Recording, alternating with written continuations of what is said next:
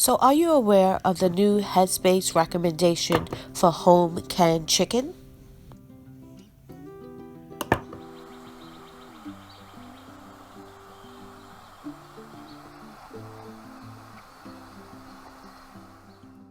Hello, friends, and welcome back to my channel. So, as I am trying to replenish my pantries after eating out of them exclusively for the last 14 months, I came across a great deal, or what I think is a great deal. It's a great deal on boneless, skinless chicken breasts.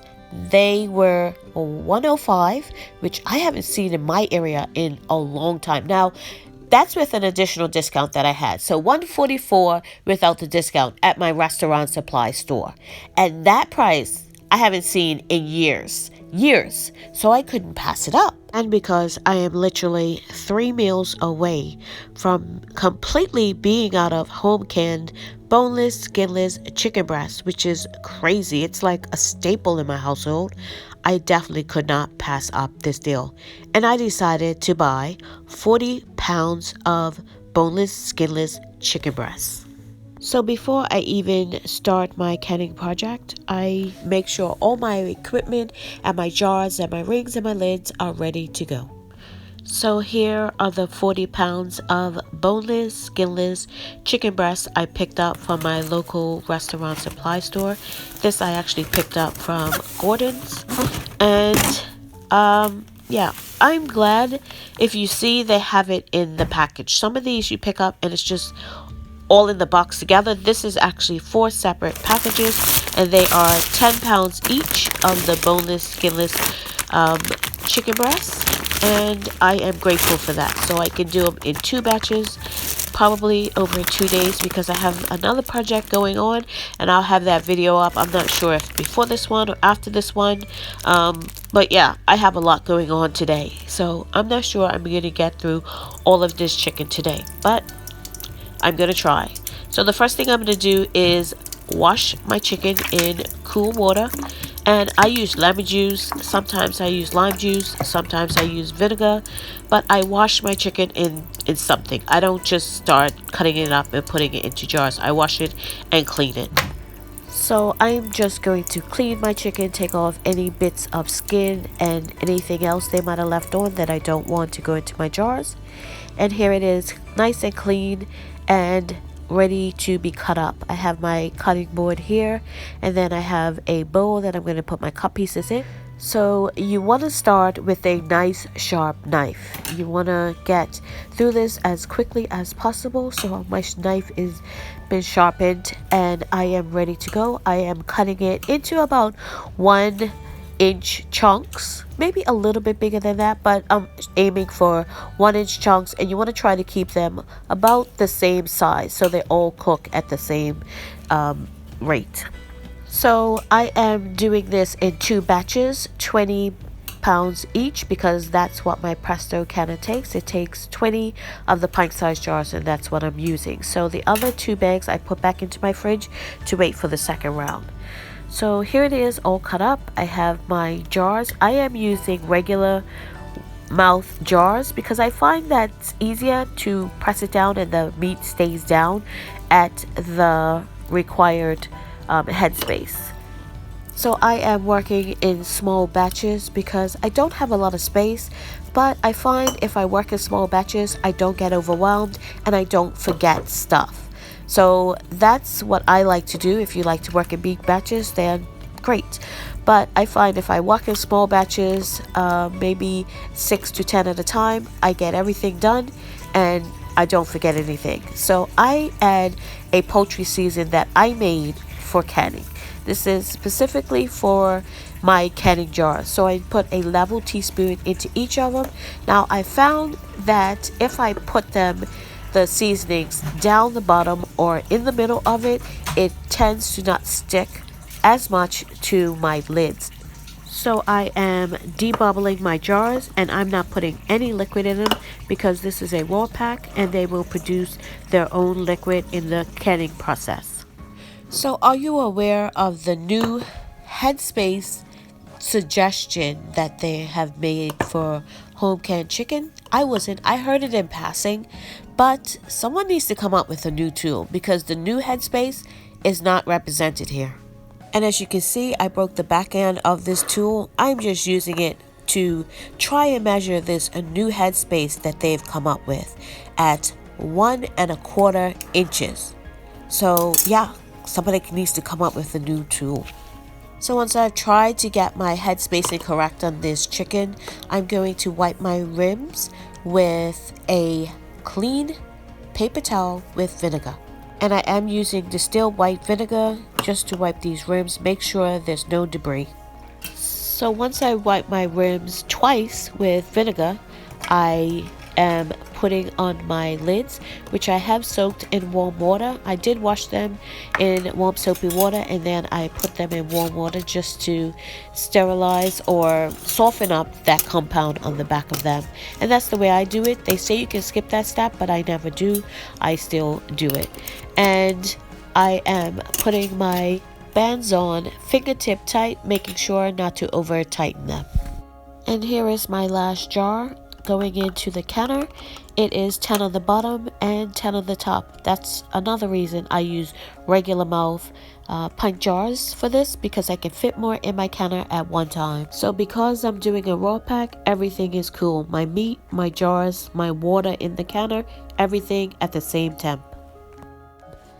Okay, so just a little bit of maintenance. I'm making sure my seal and everything is correct. I check this every time I use my canner, not just once, every time.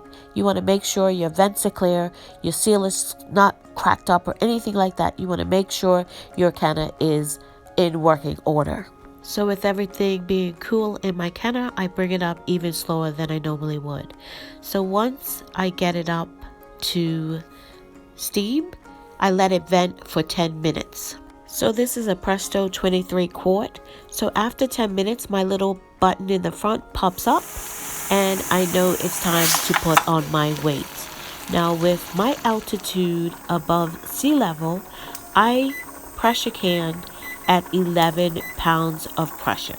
So I wait till it comes up to 11 pounds of pressure and I set my timer. In this case, 75 minutes for chicken.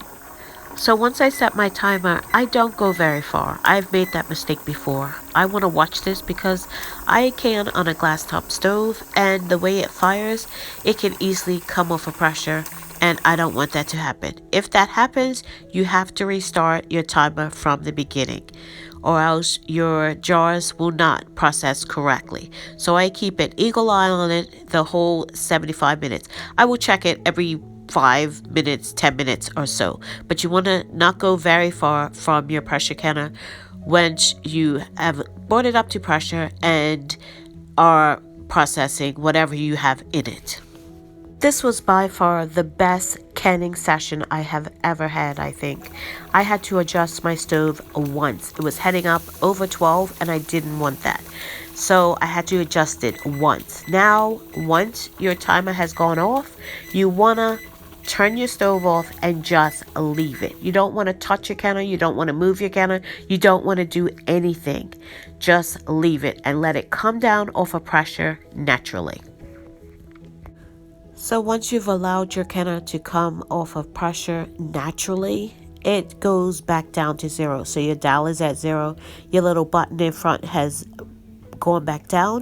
You want to take your weight off. Now, I usually just take my top off a little bit and just set it askew. I don't automatically take it off. I know some people do it like turning it away from their face.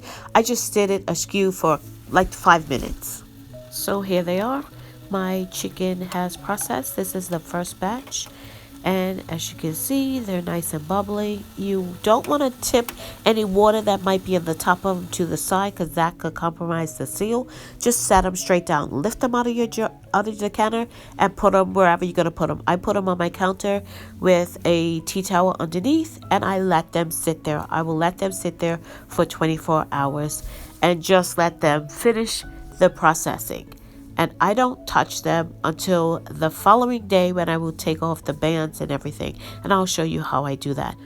So this is my second batch of chicken. It is also 20 pounds. And at this time, I don't have any broken jars or anything. So that is a success. I won't know until tomorrow. As you can see, they're still processing. So some of the buttons are up. Some of them have already popped. But I will know in 24 hours if everything's sealed. And I will do the fingertip test on them, which is just holding the jar just about 1 or 2 inches above the countertop and seeing if I can hold that seal holes just with my fingertips. So that's what I call the fingertip test. So I will let you know tomorrow if they're all sealed. So it is the following day and I'm going to take my rings off and get my jars washed up. And this is the first batch I did. So how I do it is I actually wash my jars in the sink with a little bit of dishwashing liquid and some white vinegar. And that's how I make sure I get all that, any debris or anything that might be on the outside of the jar off. And I will do that for every single jar. And I'll show you what my dish towel or my dishcloth looks like when I actually finish washing these. So just set them in there and I'm going to wash everyone individually. So I will say at this point, I've already done my fingertip test. So any jars that didn't seal will not go into the sink, obviously. So I've already tested them to make sure they're completely sealed. And now I'm just washing them. In this batch, I did have 3 jars that didn't seal. And if you see that came off my jars. A lot of it is just because of the rings I use, but I don't want them on my jars whatsoever. So I am making sure I wash them really cleanly. As you can see, this one, it does have some residue from the ring and it comes off fairly easily.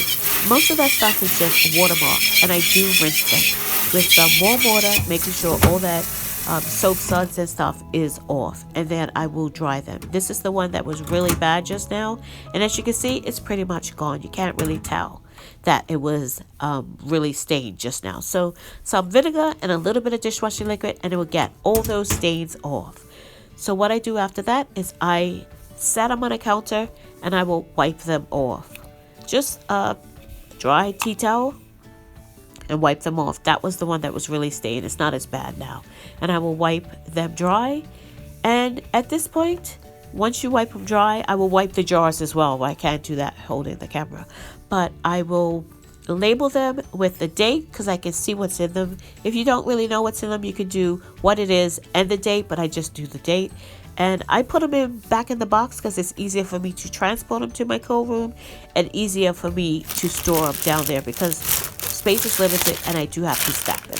And I do keep the plastic on because it keeps the tops really clean. I don't have to be dusting a million times a day.